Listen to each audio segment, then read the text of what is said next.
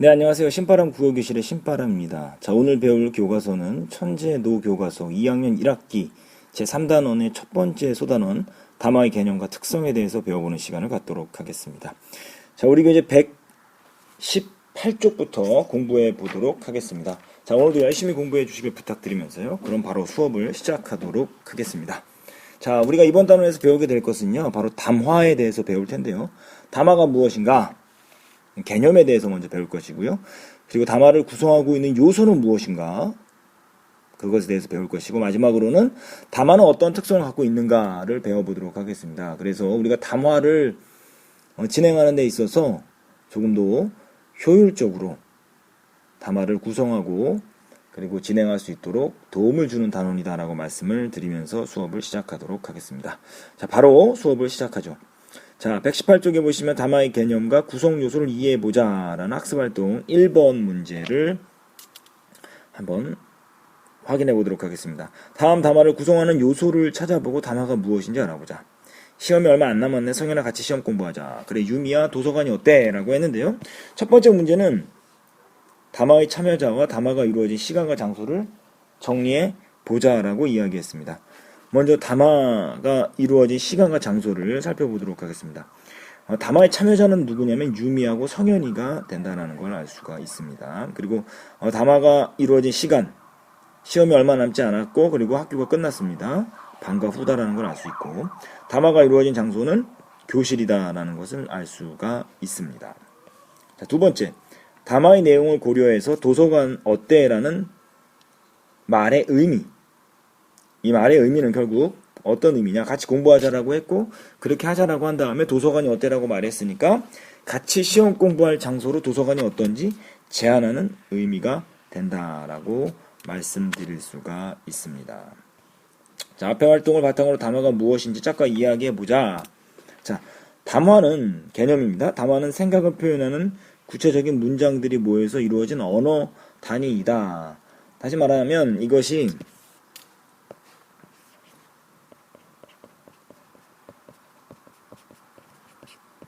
담화의 개념입니다. 담화는 생각을 표현하는 구체적인 문장들이 모여서 이루어진 언어 단위이다. 담화를 쉽게 말씀드리면 대화다라고 생각하시면 될 것 같은데요. 생각을 표현하는 문장들이 모여서 이루어진 언어 단위다라는 것을 여러분들이 기억해 두시면 좋을 것 같습니다.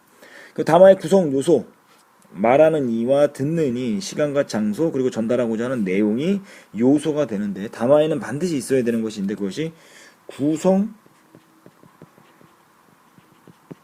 요소라는 겁니다. 담화의 구성 요소가 첫 번째, 말하는 사람과 듣는 사람. 다시 말하면 화자, 듣는 사람, 청자가 있다라는 거죠. 두 번째는 그 말하는 사람과 듣는 사람이 있는 시간과 장소를 말하는 거죠. 이것을 뭐라 그러냐면 상황 맥락이라고 합니다. 그리고 또 하나가 뭐가 있냐면 사회 문화적 맥락. 사회 문화적 맥락을 또 파악하셔야 됩니다. 마지막 세 번째, 화자가 청자에게 전달하고자 하는 내용.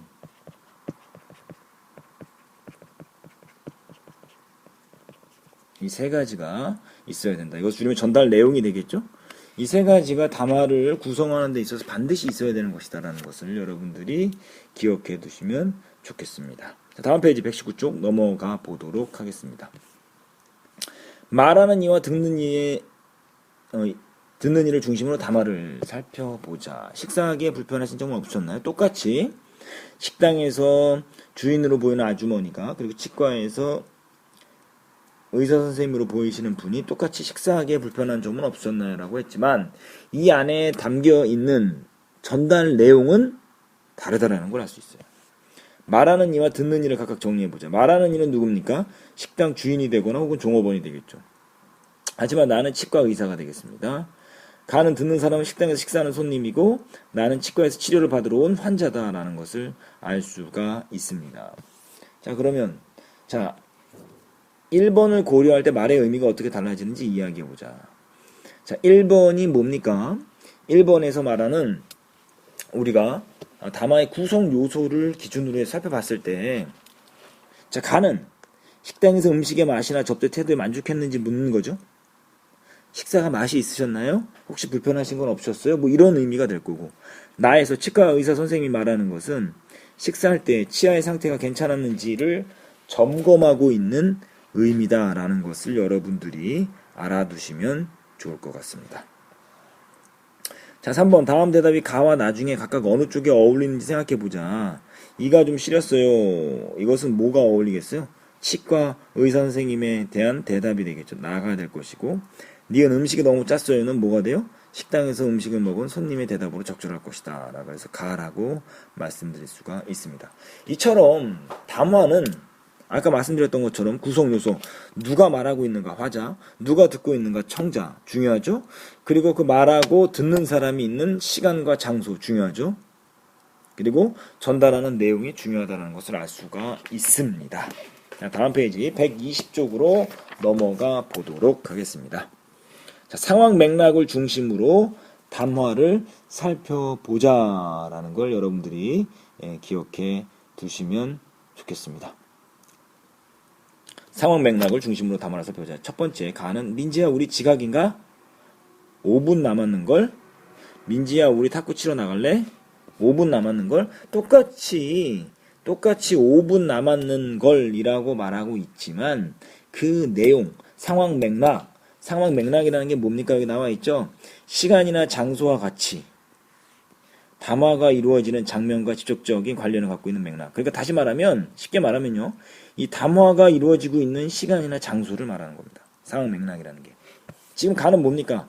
등교하고 있는 것이고 지각되기 5분 전인 거고, 나 같은 경우는 쉬는 시간이 5분 남아있는 경우다라는 상황 맥락을 파악해 두시고, 가와 나는 각각 어디에서 이루어진 대화인 정리해보자. 가는 지각하기 5분 전이고 나는 수업 시작하기 5분 전이다라는 것을 알 수가 있습니다.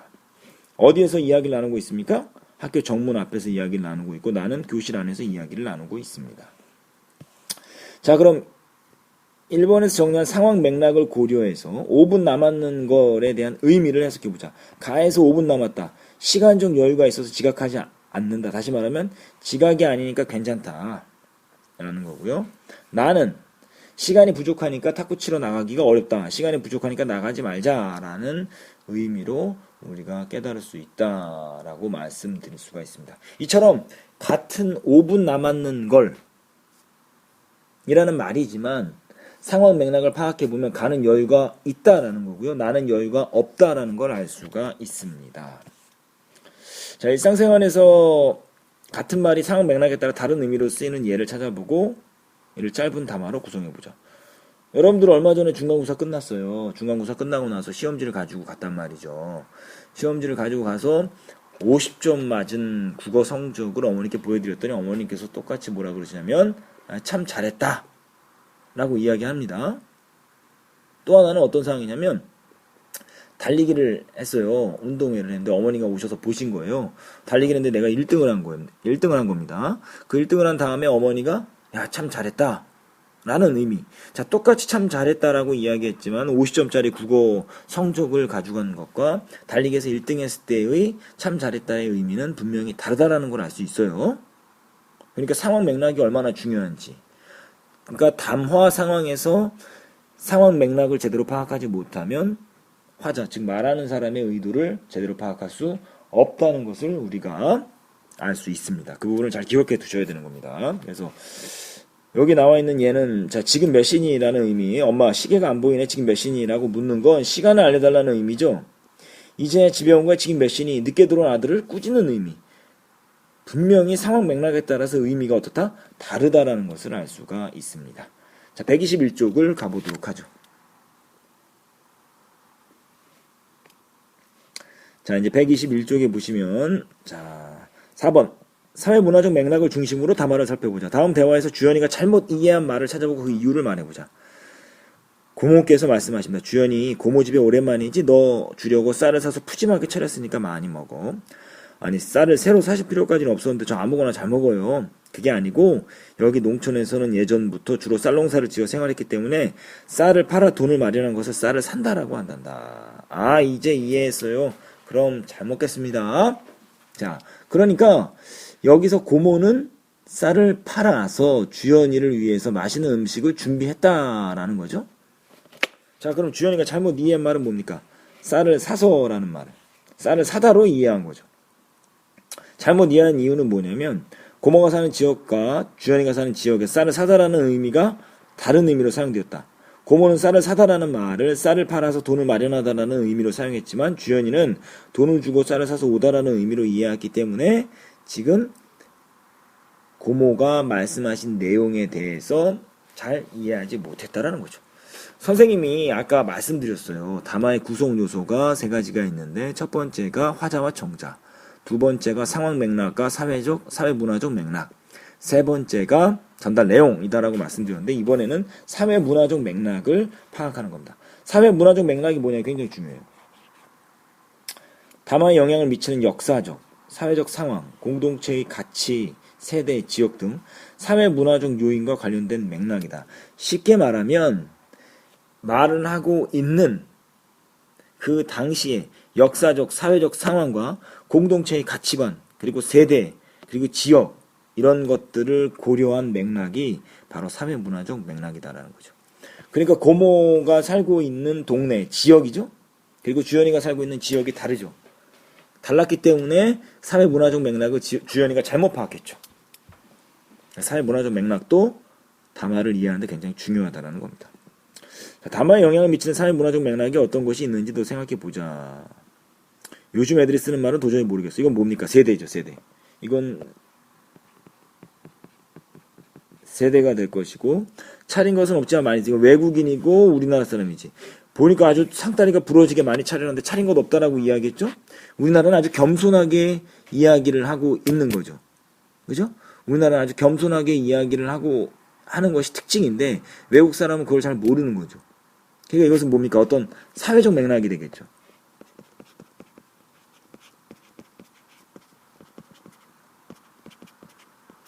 사회적 맥락을 제대로 파악하지 못해서 의아해한 표정으로 짓고 있는 거죠. 자, 다시 한번 이제 정리해 드릴게요. 담화의 개념은 뭡니까? 생각을 표현하는 구체적인 문장들이 모여서 이루어진 언어 단위. 그래서 구성 요소는 말하는 이와 듣는 이, 그리고 상황 맥락과 사회문화적 맥락, 그리고 전달하는 내용. 이것을 우리가 구성 요소로 살펴볼 수 있다라 그랬으니까요.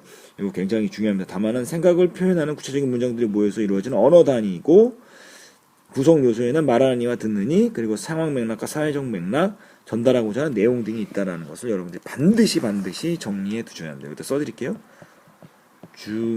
매우 중요합니다. 자, 이제 다음 페이지 122쪽으로 가보도록 하겠습니다. 담화의 특성을 이제 우리가 배워보도록 하죠. 지금까지는 담화의 개념, 그리고 담화의 구성 요소 이런 것들을 배웠다면 이제는 담화의 특성, 담화에는 어떠한 특성이 있는가를 우리가 살펴보도록 하겠습니다. 다음 방송 대본에 드러난 담화의 특성을 이야기해보자. 해설자, 매콤달콤한 양념장에 온몸을 푹 담근 국민 분식 떡볶이. 이곳 시장에서 떡볶이 가게로는 가장 먼저 생겼다는 달인의 가게. 처음이라는 특별함도 있지만 먹어도 질리지 않는 그 맛에 손님이 끊이지를 않습니다. 숭덩숭덩 자른 두꺼운 쌀떡과 달콤하고 담백한 양념 맛에 한번 먹으면 자꾸 생각난답니다. 매콤해 보이는 생김새와 달리 전혀 맵지 않아서 남녀노소가 모두 즐긴다는 달인표 떡볶이. 과연 그 맛은 어떨까요? 라고 해놓고 가라는 빈칸이 있고 해설자가 말합니다. 달인표 떡볶이가 특별할 수밖에 없는 진짜 이유는 무엇일까요? 손님들이 오시면 맛있다고 조미료는 어떤 것을 넣느냐고 합니다. 그래서 조미료는 하나도 안 들어갑니다. 화학 조미료 없이 손님들의 입맛을 사로잡은 달인만의 특별한 비법. 세월 속 오랜 내공이 점점 더 궁금해집니다.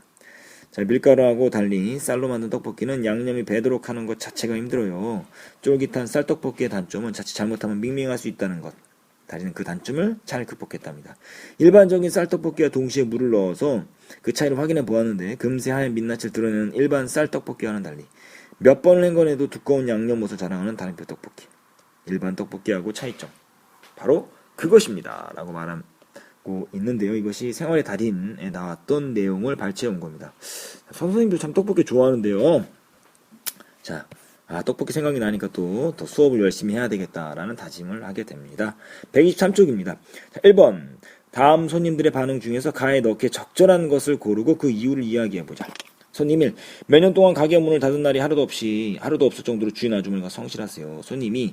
양념이 잘 배어 있으면서 자극적이지 않아서 진정한 맛을 느낄 수 있어요. 자, 1번의 가에 들어갈 내용이에요. 지금 122쪽에 있는 내용은 달인표 떡볶이의 특징이 뭐냐? 양념이 두껍다라는 거예요. 그죠?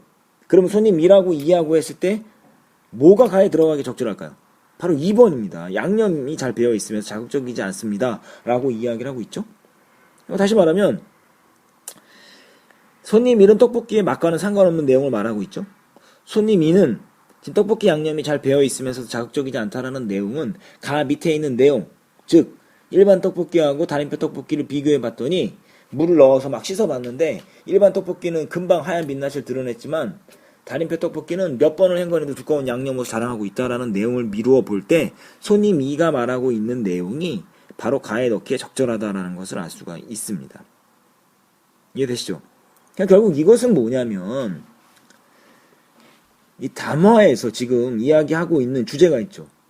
달인표 떡볶이의 특징이라는 주제가 있죠. 그 주제와 어울리는 내용이 손님 2의 내용이 어울린다라는 거예요. 그걸 여러분들 잘 기억해 두시면 좋을 것 같습니다. 자, 2번 그래서를 적절하게 바꿔 문장을 자연스럽게 연결해보자. 자, 아까 앞에서 뭐라 그랬냐면 가 밑에 해설자가 특별할 수밖에 없는 진짜 이유는 무엇이에요? 라고 물었더니 담임이 손님들이 오시면 맛있다고 조미료는 어떤 것을 넣느냐고 합니다. 뒤에는 조미료 하나도 안 넣어요. 이렇게 이야기했죠. 손님들이 조미료는 어떤 것을 넣느냐고 물었는데 아무것도 안 넣습니다라고 했는데 그래서라고 했어요. 그래서라는 말은 어떤 접속어냐면 우리 수업 시간에 배웠죠.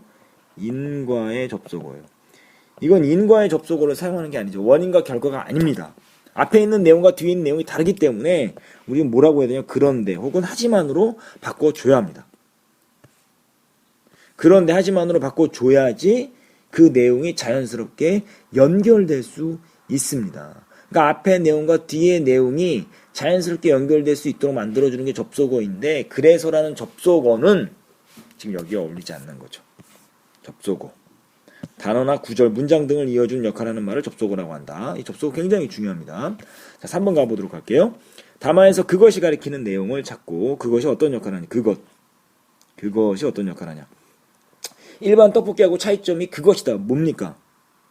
몇 번을 헹궈내도 두꺼운 양념옷을 자랑한다는 것이 그것이죠. 그것의 의미는 뭐라고요? 두꺼운 양념옷을 자랑한다는 점입니다. 그러면 이것이 어떤 역할을 합니까? 여러분 예를 들어서 이렇게 바꿔볼게요. 122쪽 맨 아래입니다. 달인. 일반 떡볶이하고 차이점이 금세 하얀 민낯을 드러내는 일반 쌀떡볶이와는 달리 몇 번을 헹궈내도 두꺼운 양념옷을 자랑하는 것이에요. 라고 하면 문장이 굉장히 길어지죠. 그리고 앞에서 이야기했던 내용이 또 반복되죠. 그러면 어떻습니까? 효율이 떨어져요. 담화는 대화라고 말씀드렸습니다. 대화에서 같은 말을 계속 반복하면 효율이 떨어집니다. 그렇기 때문에 그것이라는 지시어로 대신해서 말을 해주면 아주 어때요? 문장이 간결해지고 핵심 내용을 더 어떻게 할 수 있어요? 긴밀하게 연결할 수 있다. 역할 첫 번째. 같은 표현의 반복을 피해서 정리해볼게요. 반복을 피해서 담화를 더 간결하게 구성할 수 있고 그리고 문장들을 긴밀하게 연결해서 담화의 짜임새를 높일 수 있다는 두 가지 특징을 여러분들이 정리해 두시면 좋을 것 같습니다. 문장에서 앞에 있는 말을 뒤에서 다시 가리킬 때 사용하는 말을 지시어라고 하는데 그 지시어의 역할, 그것이 지시어거든요. 지시어의 역할은 결국은 뭡니까? 담화를 더 간결하게 구성하게 만들고 문장들을 긴밀하게 연결해서 담화의 짜임새를 높여준다라고 말씀드릴 수가 있습니다. 자, 4번 중요한데요. 별표 쳐놨어요. 앞의 활동을 바탕으로 담화의 의미를 분명하게 전달하려면 어떻게 해야 될까 생각해보자. 첫 번째, 담화의 내용이 하나의 주제를 담고 있어야 한다. 그리고 또 적절한 접속어나 지시어를 사용해서 문장들을 긴밀하게 연결해야 된다. 자, 이거 중요한 게 뭐냐면, 자, 하나의 주제를 담고 있어야 된다는 건 뭐냐면, 글을 쓸 때 글에 중요한 특징이 있어요. 뭡니까? 글이든 담화든 통일성. 글의 모든 내용은 하나의 주제를 향해 있어야 된다는 게 통일성이고 적절한 접속어나 지시어를 통해 문장을 긴밀하게 연결해야 된다. 자, 문장 간의 긴밀한 연결은 뭡니까? 응집성. 긴밀하게 연결되어 있다라는 겁니다. 그래서 밑에 정리되어 있어요. 담화는 내용이 하나의 주제로 일관되게 모아지는 통일성과 문장들이 적절한 접속어나 지시어 등으로 긴밀하게 연결되는 응집성을 갖춰야 된다. 그러니까 담화는 주제를 향해서 통일성을 갖춰야 되고 접속어와 지시어를 가지고 적절하게 활용해서 응집성을 갖고 있어야 된다라는 겁니다. 그렇게 해야지만 대화를 통해서 의미를 분명하고 그리고 짜임새를 높일 수 있다라는 것을 여러분들이 알고 계셔야 합니다. 굉장히 중요합니다. 통일성과 응집성에 대해서 잘 정리해 두시면 좋겠습니다. 124쪽으로 넘어가 보도록 하죠. 자, 담화의 개념과 특성을 고려하여 국어 생활해보자. 자, 담화의 구성 요소를 고려해서 다음 대화의 의미를 해석해보자. 구성 요소 첫 번째 뭐라 그랬습니까? 화자, 청자. 두 번째 뭐라 그랬어요? 상황 맥락, 사회 문화적 맥락. 그리고 마지막은 전달하고자 하는 내용. 이걸 고려하면서 이걸 읽어보자라는 거예요. 그냥 나랑 같이 쓸까? 그래, 같이 써도 괜찮을 거야. 같이 쓰려면 조금 작을 수도 있겠다. 불편하긴 하겠네. 라고 하는데 뭔가를 이야기하고 있는데 뭐가 지금 알 수가 없어요. 말하고 듣는 사람이 누구인지 모르겠고, 그리고 지금 이 대화가 어디에서 이루어지고 있는 상황 맥락인지 상황을 파악할 수 없고, 그리고 무엇을 같이 쓴다는 것인지 내용이 없다는 거예요. 즉, 이 구성요소 3개를 다 지키지를 않았어요. 그러니까 우리가 이 대화의 내용을 파악할 수가 없는 거예요. 자, 다시 한번 이 대화의 의미를 쉽게 파악할 수 없는 이유. 첫 번째, 화자와 청자가 누구인지 모르고, 언제 어디에서 이루어진 대화였는지도 모르고, 무엇을 같이 쓴다는 거예요. 전달 내용도 없기 때문에 우리가 이 대화를 이해할 수가 없는데, 이 대화가 다음 상황에서 이루어진다면 어떤 의미일지 해석해보자. 자, 남매가 학교에 가기 위해 집을 나서면 우산 하나 같이 쓰면 불편할지 상의하는 대화다. 그러면 이게 이해가 되죠. 야, 너 우산 나랑 같이 쓸래? 그래, 같이 써도 괜찮을 거야. 근데 같이 쓰면 조금 작을 수도 있겠다. 불편하긴 하겠네. 라고 하면 우산 하나를 가지고 이야기한다라는 상황이면 쉽게 이 담화가 이해가 되는 거예요. 다시 말하면 말하는 이와 듣는 이가 누구인지, 대화가 이루어지는 시간과 장소는 어디인지, 그리고 어떤 대상과 관련된 이야기인지를 알아야지만, 즉 담화의 구성 요소를 밝혀줘야지만 담화의 사항을 이야기할 수 있다는 것을 우리가 알 수 있습니다. 이 대화가 일어날 수 있는 상황을 더 생각해보자. 위에 있는 대화. 사물함 하나를 써야 될 때, 그것도 가능하겠네요. 또 야영장에서 작은 천막을 하나 사용해야 할 때, 또 도화지를 짝과 함께 사용해야 할 때, 이런 것들도 다 위에 있는 대화를 적용시킬 수 있다라고 말씀드릴 수가 있습니다. 자, 여러분들이 이제 125쪽을 갖고 있는데, 125쪽은 여러분들이 하시면 됩니다. 그런데 125쪽 여러분들이 하시면 되는데, 쭉 읽어보시면 아시겠지만 이것은 층간소음 때문에 이제 편지를 쓴 거예요. 그 뒷부분은 여러분들이 완성해 보시면 되는데, 여기서 기억해 두셔야 될 건 뭐냐면 담화의 특성을 고려하라는 거예요. 담화의 특성. 담화의 특성은 뭐예요? 담화의 구성 요소를 꼭, 그러니까 적어드릴게요. 담화의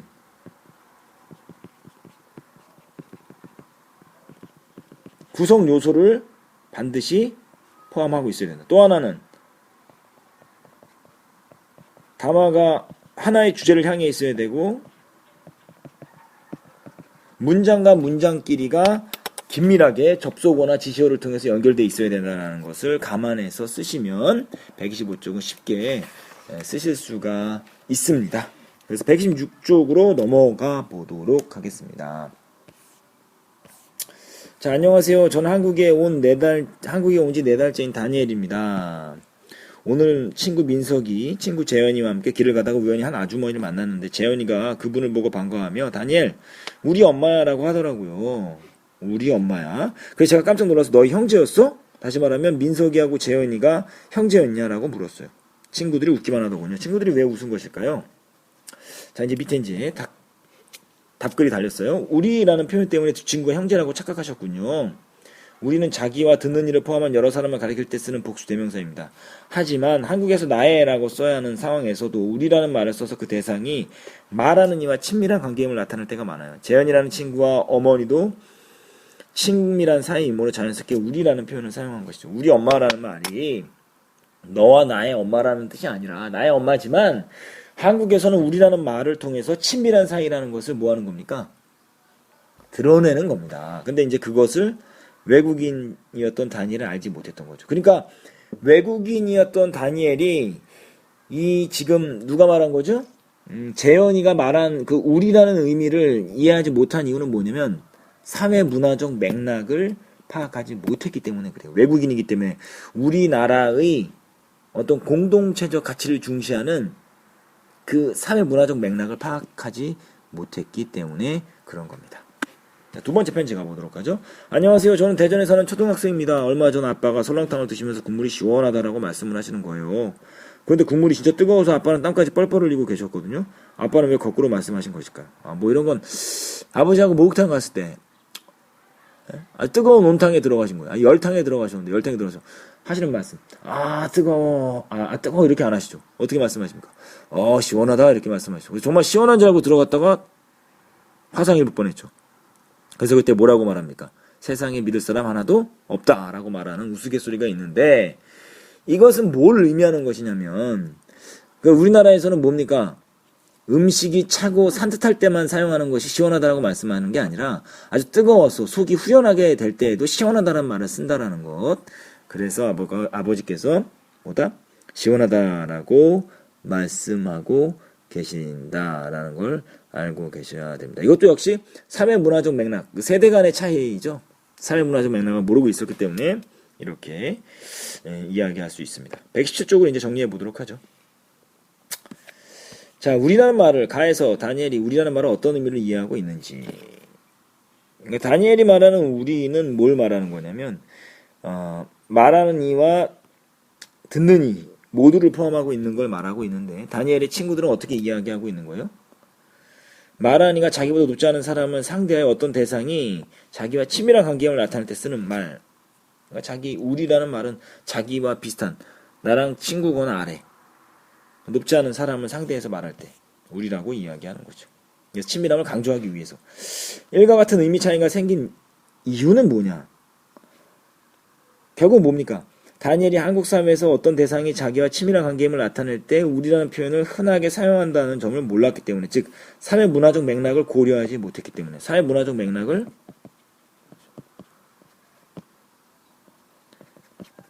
알지 못했기 때문에 이런 문제가 발생한 거예요. 자, 3번 시원하다는 의미 적절한 댓글을 달아보자. 자, 어떨 때 쓰냐? 뜨거우면서 속을 후련하게 할 때에도 시원하다는 말을 쓴다. 그래서 아버지께서 거꾸로 말씀하신 게 아니라 상황에 맞게 말씀하신 것이다. 그래서 여기 사전 나오는데 여러분들 교과 좀 참고하세요. 사진 파일이 좀 깨졌네요. 음식이 차고 산뜻하거나 뜨거워서 속을 후련하게 하는 때에도 뭐한다? 시원하다라는 말을 쓴다라고 사전에도 나와 있습니다. 자, 가와 나와 같이 다마의 맥락을 이해하지 못해서 의사소통의 어려움을 겪은 경우. 우리 강아지 왔니? 강아지가 아닌데 이건 뭡니까? 할머니가 손자를 혹은 손녀를 너무나 뭐할 때? 사랑할 때, 귀여워서 똥강아지라고 이야기할 때도 있고, 우리가 차도남, 여러분들이 많이 쓰는 어떤 인터넷 용어들, 신조어들, 막 줄임말들, 어르신들은 잘 알아듣지 못하죠. 이런 내용들도 다 여기에 포함될 수 있으니까 여러분이 각자 정리해 보시면 좋을 것 같습니다. 자, 이렇게 해서 오늘요 우리 담화의 개념과 특성에 대해서 우리가 좀 배워봤습니다. 그래서 128쪽까지 좀 정리를 해보도록 할게요. 128쪽 이런 부분들 여러분들이 좀 정리를 하시면 좋을 것 같아요. 128쪽과 129쪽을 여러분들이 좀 숙제로 해오시면 좋을 것 같습니다. 이거를 여러분들과 같이 풀지 않는 이유는 선생님이 다 해드리면 여러분들 공부가 될까요? 안 될까요? 안 된다라는 걸 기억해 두시면 좋겠죠. 자, 오늘 배운 거 한번 정리해 볼까요? 담화는 무엇이냐? 여러분들이 담화의 개념을 여러분들이 잘 정리해 두시면 좋을 것 같아요. 담화의 개념 정말 중요한 겁니다. 담화는 무엇이냐? 담화는 결국 뭐냐면 구체적인 생각을 표현하는 문장들이 모여서 이루어진 언어 단위다라는 걸 기억해 두시면 좋을 것 같고요. 또 하나 이제 담화의 구성 요소 세 가지가 있었죠. 말하는 사람과 듣는 사람, 즉 화자와 청자, 그리고 상황 맥락과 사회 문화적 맥락, 그리고 마지막으로는 전달하고자 하는 내용. 이렇게 세 가지가 있었다라는 걸 여러분들이 잘 알고 계시면 좋을 것 같고요. 담화의 특성. 담화의 특성도 여러분들이 잘 기억해 두셔야 되는데, 담화의 특성 두 가지. 첫 번째는 뭡니까? 모든 문장은 하나의 주제를 향해 있어야 한다라는 내용의 통일성. 두 번째, 문장과 문장 사이들이 적절하게 긴밀하게 연결될 수 있도록 접속어나 지시어를 사용한다. 그것이 무엇을 위해서? 긴밀하게 연결되기 위해서 응집성을 갖추어야 한다라는 거. 이 특성 두 가지를 여러분들 또 잘 기억해 두셔야 합니다. 그래서 이 상황 속에서 이제 결국 문제는 어떤 식으로 나오냐면, 이 상황 속에서 어떻게 그 담화를 이해할지, 그러니까 상황 맥락과 사회문화적 맥락, 그리고 화자와 청자, 그리고 전달 내용을 고려해서 담화를 제일 잘 이해하고 있는가, 그리고 잘 이해하지 못했다면 왜 잘 이해하지 못했는가를 묻는 문제가 나온다라는 걸 여러분들이 잘 알고 계시면 좋을 것 같습니다. 128쪽과 129쪽을 숙제로 해보시고요. 여러분들이 잘 정리해서 공부해 보시면 좋겠습니다. 자, 오늘도 열심히 공부해 주셔서 감사합니다. 그럼 다음 시간에 다시 만나요. 소년이요, 야망을